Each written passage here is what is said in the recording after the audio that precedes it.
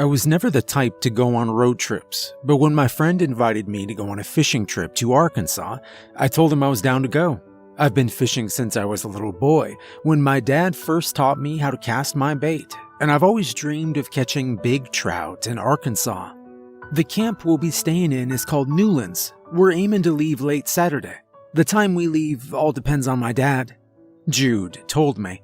I found it strange that we were leaving late because the drive there would be 8 hours. I guess in my mind it made sense because the later you stay out, the less traffic there would be. So, on Friday night I packed my things and slept in late in the afternoon. When Jude and his father came to pick me up, I kissed my parents goodbye and told them I loved them. I woke up about halfway through the car ride. Through my tired and blurry vision, I was able to make out the words on a road sign because of our headlights reflecting off it. It read, "Urgent message. For traveler info, tune into 1680 AM. That's an interesting sign, I said tiredly to Jude. Yeah, it's weird. That wasn't there last time when we came, Jude replied. Jude's father tuned in to the AM channel without saying a word. At first, there was silence. That silence was somehow loud and eerie. And then, the staticky voice began playing. Warning, do not fall asleep. They're here. Reports of river crawlers seen in northern Arkansas. From the hours of 10 p.m. to 12 a.m., do not fall asleep. Do not look outside. If you hear scratching in the ceiling, don't look up. Lock your doors. If someone is knocking on your door from the hours previously mentioned, do not open it. If you hear screaming from outside your cabin, do not go outside. If someone leaves your cabin at the hours mentioned previously, do not let them in until lockdown has been lifted. In the case where something from outside breaches your cabin, lock yourselves inside a room and turn off the lights. Stay tuned for more updates. The message ended. The car was left in silence. Was that real? Jude said, but was cut off abruptly. Boys, as long as you listen to me, we're gonna be okay, Jude's dad said calmly. We both nodded. When we got there, it was early Sunday morning.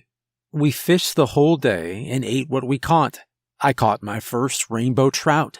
I spent a few hours catching plenty of fish. I caught everything I ever dreamed of.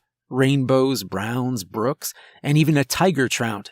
The river was plentiful, and I was proud of myself. But soon, it was dark, and with the dark, I remembered that radio message. Before I could remember everything that was said, Jude's dad called us into the cabin. When we went inside, the lights were off and the blinds shut. Jude's dad locked all three of us in one bedroom and turned on his lantern. We're gonna be in here for 2 hours and 30 minutes. I'm not chancing it, he said sternly. Dad, you're scaring me, Jude said, teary-eyed. We're gonna be okay, son. Just be silent. Keep your heads down at the floor. Just trust me, he said with a soft smile. Thank God we listened to him. Seeing Jude emotional wasn't something I saw often, so I knew he was genuinely afraid. And that's when the sounds started. First, it was the footsteps from outside. At first, they were soft, and you could barely hear them.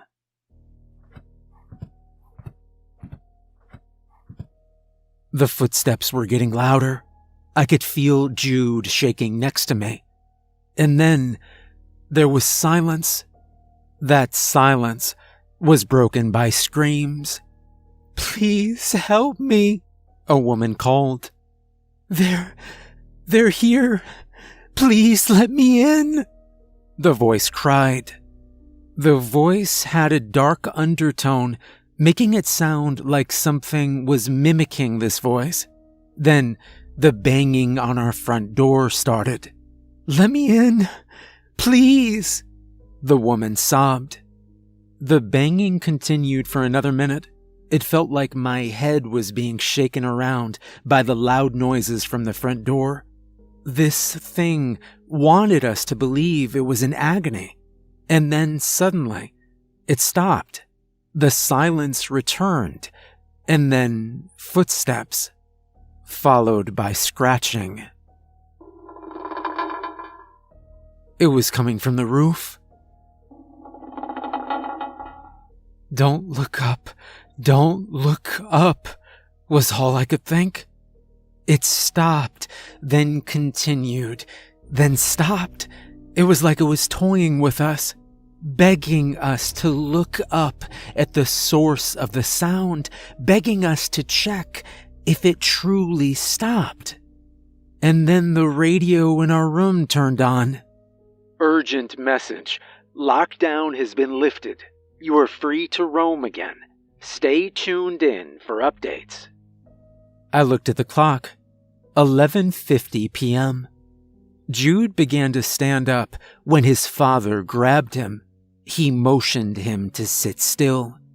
So he did. That's when the front door burst open with a loud slam. It sounded as if the door came off the hinges. And then something began slamming all its weight on the door we were hiding behind. We all scooted back to the corner of the room. Then the creature screeched. And the door gave in. A tall black creature on all fours bent down to come in the room. Jude's dad put his hands over our mouths. I was shaking uncontrollably. The creature had strange appendages coming out of its back.